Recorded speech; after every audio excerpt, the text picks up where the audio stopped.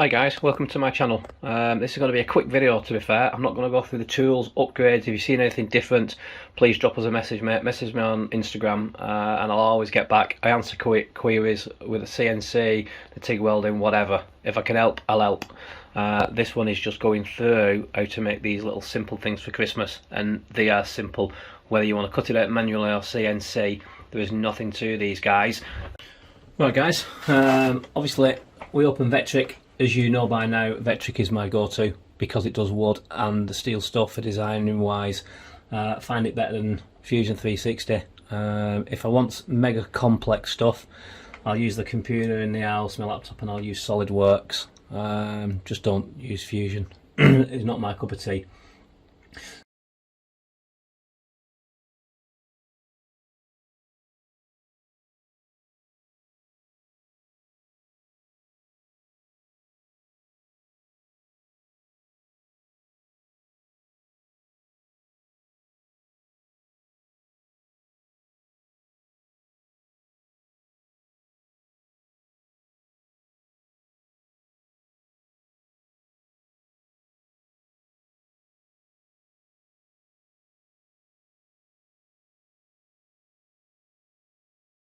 There you go, right, we're in sheetcam and I'll show you obviously my settings.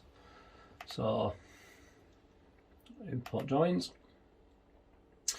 soldier per, and there we go.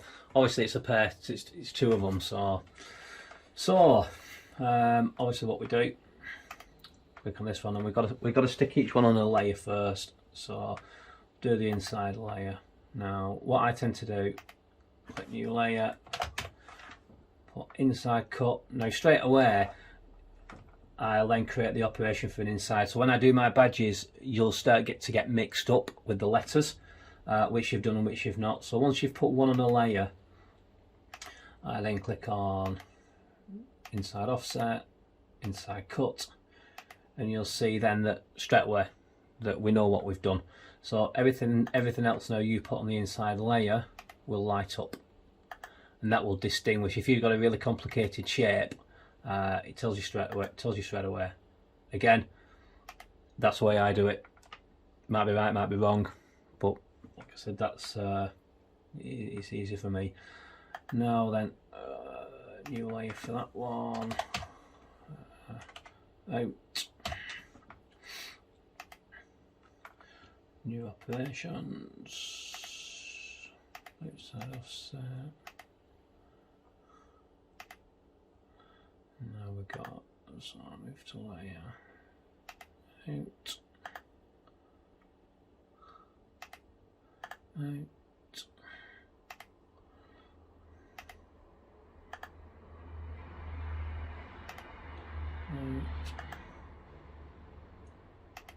Right guys, and that's it.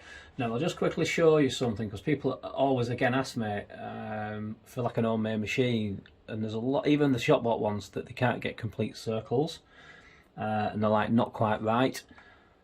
If your machine is mechanically alright and you've got no backlash, anything like that, should be doing circles. Now, best thing to do, if you then put a Sharpie pen and try and draw a circle and it's wrong, then you'll never get it right in this one. But if it's right on this, but on your plasma, it just doesn't look right. I'll show you what I do. Now, obviously, my rule path I use, again, might not be right, works for me. And again, take a look at some of the badges that I make on Instagram and you'll know that it kind of works for me. Now then, I have these on mine. Circle smaller than 50mm, I set the feed rate at 30%. There's a fine line with that number between burning through loads of dross, stuff like that. What I tend to get is anything if I'm doing scribbles rather than drill at 8mm, they'll be 30%. Smaller shapes like the soldier, they'll be 60%, and that kind of works for me. The main one for me though is this overcut. Now I think a lot of people, they keep asking. I think the guy makes sheetcam. I don't think they know how it works. This overcut is like overburn. Now what that does is where it pierces and you go in. If you take notice, I don't use a lead out because for me it's extra cutting. So where arc's in, which you can put arc here or whatever you want to do, it's more cutting. Now you'll find that on smaller shapes like this, when you pierce in and then you start to move, it'll be ripply. It's the nature of plasma. Unless you're going laser cut, you will always get kind of a wavy end. Hence, that's what you're swirling. That's where you kind of get the pattern on the edges. Now, what I tend to do is, rather than it coming to the end and arcing back out, again, you're cutting into material again that you've already cut. So what I tend to do is I just have overcut. So basically, where it pierces in, as it comes round, it's where my start path is, and it carries on. And when it carries on, by the time, it's like having no earth on, I find, with my table. So by the time, obviously, it carries on round, there's nothing kind of for it to cut. So by the time the plasma recognises that there's no earth and it shuts off, like if you ever make a mistake, and I do it loads of times, if I don't connect my earth, this plasma table or this Jurassic 45 will cut approximately 20mm with no earth. And then it goes out and I go, oh shit, I forgot to put the earth on. So I use this on this overcut. So when I put like 1mm or 2mm, it keeps on going round, but there's nothing for it to cut. So by the time the machine goes, hang on a minute, I've nothing to cut here, you'll find that obviously the flame on the plasma is like a candle. It kind of it tapers out, like, you know, a bit like a bullet end, and that's why you've always got a chamfer. And you can gauge if you're too high or too low, depending which way the chamfer's going. So by the time it comes round again, you'll find that the flame smooths out your pierce hole, and you'll find that you'll get a perfect perfect circle, or even whatever shape. You'll distinguish where it's pierced. So that's the way I do it. And this is that overcut. You can experiment with 1mm. I find on small shapes 1mm's ample, but that's why that's on mine, and I have no lead out. If it's a massive shape and I can get away with your 2mm lead out, it's got to be bang on, maybe. But when you're cutting smaller shapes, like I think this soldier's about 5 inch tall, you don't get that much leeway to put an arc, as you guys should be familiar with. Obviously sheet cam, you know what I mean, you've got to mess around. If you look at some of my badges, the inside of A's and L's and K's, you've got to adjust it. And that's when I use different layers. So the A might be on one layer, L's on another layer, because the L might take a lead in smaller than the letter O. You can slap them out and just cut them and send them to people, but I like mine to be pretty much millimetre perfect, and unfortunately that's the depth that I go to, because if it ain't right, it ain't gonna get sent out. So they're the settings, guys. Once it's all set, we can create post flow soldier per, and we're done. So we'll just set the plasma table up now. We'll just watch them cut these and run with the next step. See you soon.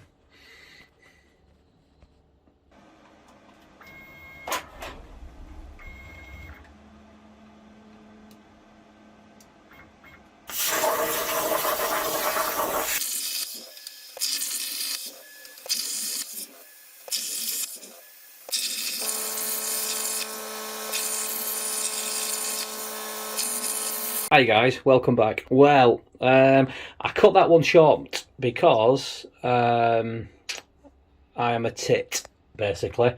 When I was demonstrating before, and remember when I was changing the Vectric on the area? Yeah guys, I forgot to change it back like a muppet. So obviously cut the men out, cut the circle out, and it came off the end of the table because the dimensions were right. So I've just quickly cut the 3 again. So sorry about that, guys. Now, if we go back, do you remember what I was saying regarding the overcut? Now, look at that circle. Absolutely bang on. Now, that's how you get a circle. So it's, generally speaking, if it's cutting ovals or cutting divots out and you're lead out and all that kind of stuff, just double check with a pen that it's going in at obviously a circle. If it is, then use the overcut, guys. And like I said, without the earth, I think most will cut 20mm before realising, and it blends it in, and I'll show you with the pieces. So that's what we're going to be using. So if you can have a look, it is bang on. there is no divot. If we look inside, no divot at all. So by the time we won't even grind. I'll show you. I don't even grind them because my settings. I'm messing around and it's cost me hundreds and hundreds of pounds on basically running lines, measuring the kerf, and it's absolutely bang on. I mean, like I said, I use the Jasic 45 cut with mine, as you can see. I mean, I'm a fan of Jasic anyway. People keep asking me that.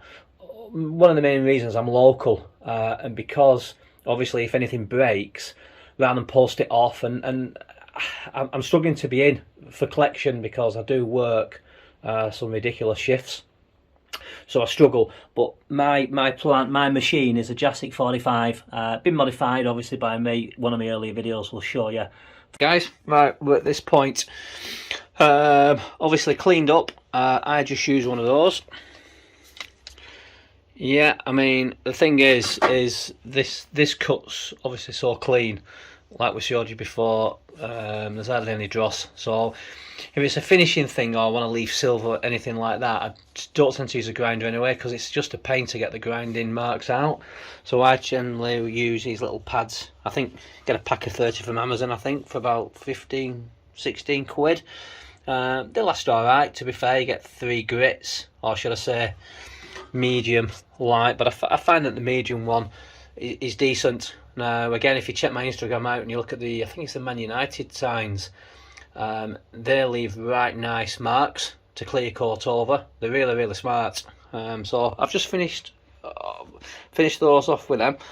Obviously bent at that angle here. Now obviously I just use one of the Clarks, one of these. Like I said, I struggle for space. I cram as much in as what I can in here, and it's big enough for what I want to do. If it's not, I won't buy one, I'll make one. But for what it is, it works. It's just critical that when you bend these guys, you get them even, because obviously they're a pair, so they've got to be the same. And like I said, they're the same. So you choose your method of bending. You can use a vise, hit it over with a wooden mallet. So it's up to you, but they've got to be pretty much level, just so it looks nice on the fireplace. So we'll just set the TIG up and we'll just quickly tack them and we're done. See you soon.